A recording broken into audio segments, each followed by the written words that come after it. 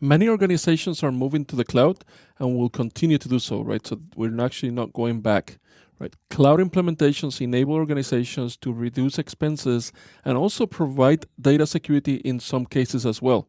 Now, threat actors know these and they are actually definitely targeting cloud environments on a daily basis. Cloud computing delivers different types of services and applications over the internet, and these services enable many organizations to use software and hardware managed by third parties like Google, Amazon, Microsoft, DigitalOcean, Rackspace, and many others. Right? Now, one of the best cloud computing reference architecture is the one provided by the NIST Special Publication 500-292. Now, NIST includes a diagram that identifies the major actors, their activities and functions in the cloud, in the cloud computing arena, right? The diagram shows a generic high-level architecture and is actually intended to demonstrate the understanding of the requirements, also the uses, characteristics, and the standards of cloud computing. The NIST Cloud Computing Reference Architecture defines 5 major actors: the cloud consumer, the cloud provider, the cloud carrier, the cloud auditor, and the cloud broker. Now, each actor is classified as an entity. In other words, a person or an organization that participates in a transaction or a process or that performs tasks in cloud computing.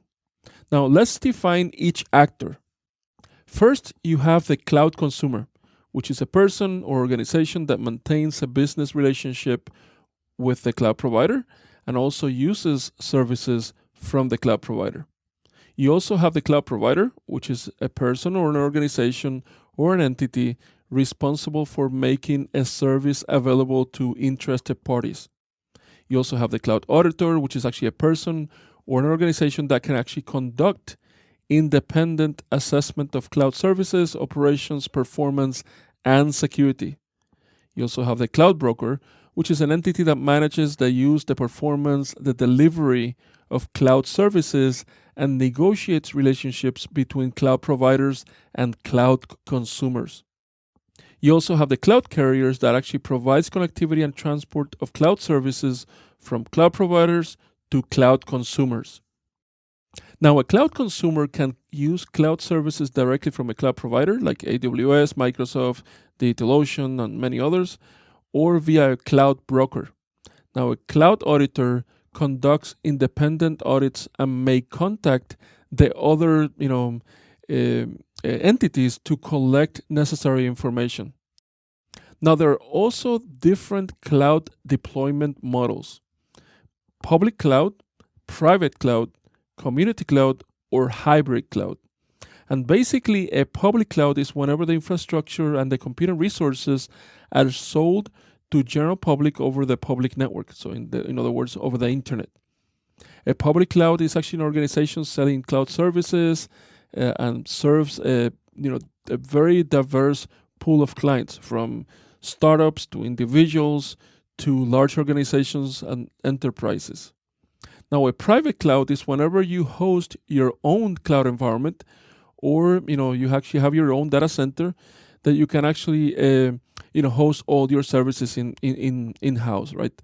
Or you can actually also outsource that into a hosting company, and then all that infrastructure is actually not shared with other organizations and only for your environment, and it's still what we call an outsourced private cloud. Now, NIST also defines a concept called a community cloud, and basically that's a cloud that serves a group of consumers which have shared objectives. They also share security, privacy, and potentially even common policies among them. Now, you also have the concept of hybrid cloud, and a hybrid cloud is a composition of 2 or more clouds that can be on-site, so in other words, a private cloud, or an on-site community, an off-site private, an off-site community, or public. Now, there's also the concept of service orchestration, and that's actually the composition of system components to actually support the cloud providers and their activities for that cloud provider in order for them to provide cloud services to their consumers.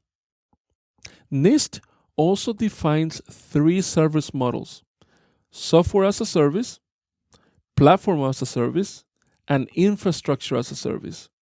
Now, each of those service models have different type of service management operations, and they also expose different attack surfaces for threat actors. The cloud provider and the cloud consumer have different degrees of control over the cloud computing resources in a cloud system. This is completely different to a traditional IT system where one organization actually has control over the whole network and over the whole stack of computing resources and the entire life cycle of the systems. Now, because of this separation of control, both parties now share the responsibility to provide appropriate security protections to the underlying system. In short, security is a shared responsibility among the cloud provider and the cloud consumer. Another concern about cloud computing is privacy, and especially nowadays, after many regulations have actually started related to privacy. Cloud providers should protect the consumer when collecting, processing, communicating, using, and disposing personal information and personally identifiable information in the cloud.